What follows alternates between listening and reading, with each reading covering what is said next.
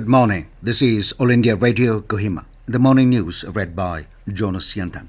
A total of 208 frontline workers received a COVID vaccine Covishield at session sites set up at Inspector General Assam Rifles headquarters and 93rd Battalion Border Security Forces, Chetama, under Kohima district yesterday. On Thursday, a total of 297 frontline workers received a COVID vaccine at session sites of Inspector General Assam Rifles headquarters, 14th Assam Rifles, Tesema, and 78th Battalion Border Security Forces, Sechu.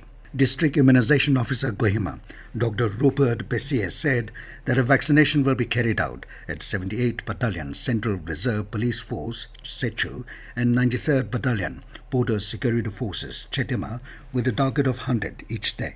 He informed that sensitization program on COVID vaccine is underway for Block Task Force. Dr. Rupert further said that sensitization program will also be conducted for 200 Anganwadi workers today, all police units on 17th February, and for administrative staff and district task force in the coming week.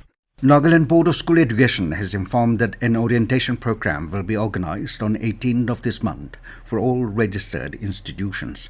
The program will be held on the NBSC portal at 10 a.m. through virtual mode for all registered institutions and middle schools, both government and private. It will focus on the use of NBSC portal for uploading and downloading of forms, question papers and fee payments, and the NBSC offline software for data entry. NBSC stated that it is mandatory for all institutions registered under it to attend the orientation program.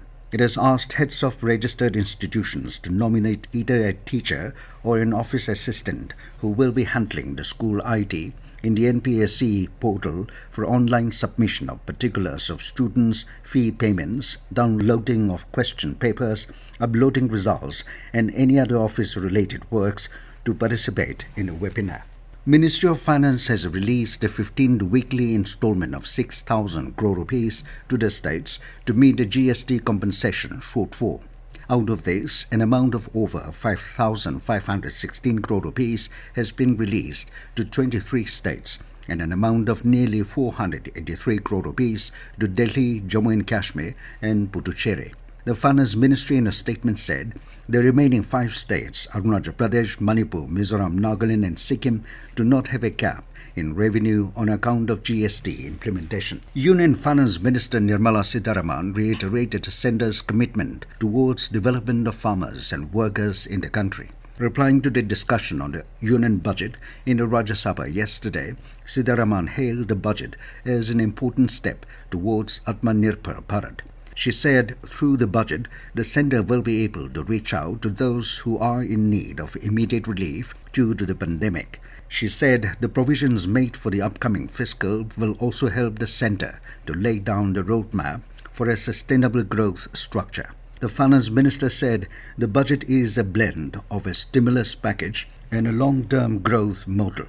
Sitharaman also stressed on the need to create an ecosystem which involves higher participation, providing better opportunities to the youth in the country. Union Environment, Forest and Climate Change Ministry said that the centre has taken several steps for mitigation of air pollution in the country. In a written reply in the Lok Sabha yesterday, Environment, Forest and Climate Change Minister Prakash Javadekar said the centre has launched a national clean air program aimed to achieve 20 to 30% reduction in pollutants by 2024 from the level of 2017. He added that Prime Minister Narendra Modi has announced plans to improve air quality in more than 100 cities.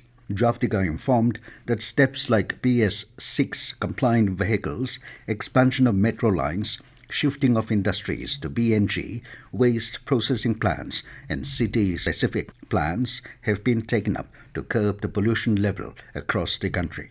The Union Minister urged citizens to participate in the initiatives by adopting pollution mitigating measures. And as the nation fights COVID-19 pandemic, let us all remember to stay safe and protected by following these 3 simple steps. Wear a face mask, wash hands frequently with soap and water, or use hand sanitizer and follow social distancing norms. With that, we come to the end of the morning news. Have a nice day.